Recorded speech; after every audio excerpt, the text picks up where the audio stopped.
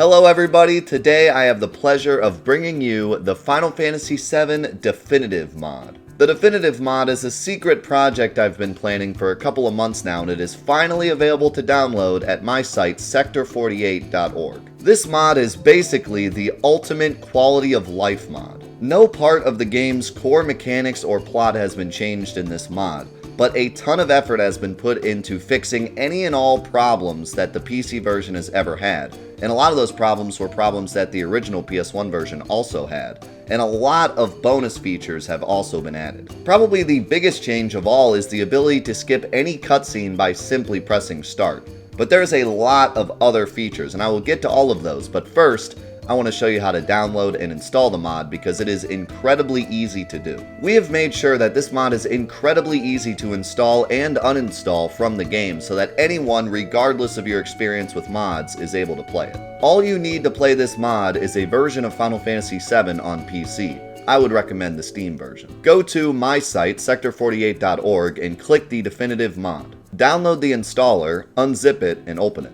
All you need to do is point the installer to where Final Fantasy VII is installed on your computer. If your Final Fantasy VII is installed on your main hard drive, the installer will probably find it by itself. But if it doesn't, be sure to go to whichever hard drive you installed it on, and then go to the directories Steam, Steam Apps, Common, Final Fantasy VII.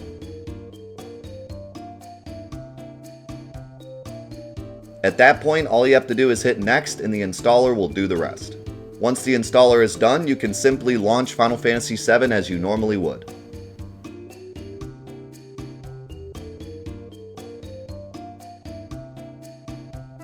If you ever want to uninstall the mod, it is incredibly easy to do. Just simply go to your Add Remove Programs and Control panel and remove it just like any other program.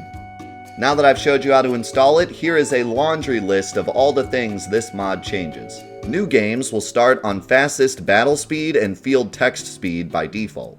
All movies can now be skipped by simply pressing start during them.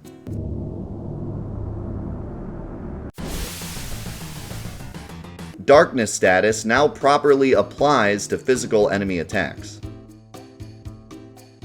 Certain longer scenes are now skippable via a text box before the event starts. Here is the list of the skippable cutscenes. A glitch has been fixed after the Schizo fight where you couldn't escape from battles until leaving the field. Two other similar glitches have been fixed in the Shinra HQ and after the Turks fight in the Midgar raid.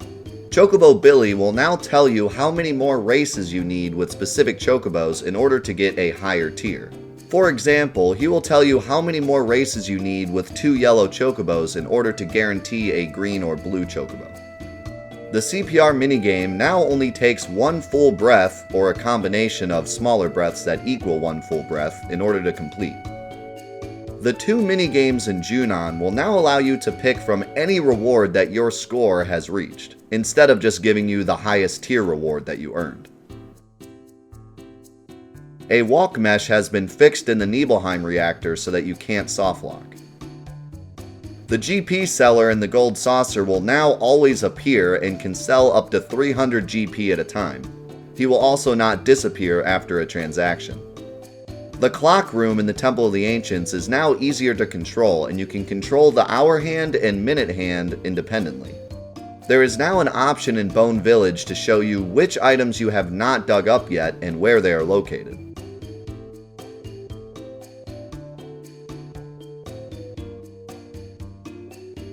Also, when you dig for an item without any crew members, you won't need to sit through the bomb detonation anymore. The added cut materia in Great Glacier is now darker and easier to see for colorblind players. In the Great Glacier's hut, you can now pick up an item called the Heat Pack, which will allow you to walk around freely in the Great Glacier without passing out. When guessing the passcode for the huge materia during the space mission, Sid will now only give you correct information. Diamond Weapon now approaches Midgar 4 times faster. Several ladder scripts have been changed in order to prevent softlocks. In the North Crater, where the party first splits up, Tifa will no longer stall for several seconds. A few different instances where save points could cause soft locks have been fixed. A crew member has been added to the very bottom of the North Crater, which allows you to warp back to the Highwind. Afterwards, you can also use the crew member to warp back down to the bottom of the crater. Two of the biggest typos in the game have also been fixed, the Glow Lance and the Mithril. Other unimportant but funny typos have been left in. So that is it. That is the definitive mod. I want to personally thank Mavic for all of his work that he did on this mod. There's a lot of other people to thank. They're all in the patch notes, but I wanted to specifically thank him for all the work that he did. And we might be adding some other patches to the mod soon, maybe just some small things that we pick up here and there. So if there's anything that you would like to see in the definitive version of the game, please comment down below and maybe we can try adding those in. I hope you enjoy the mod, and we will see you in the next one.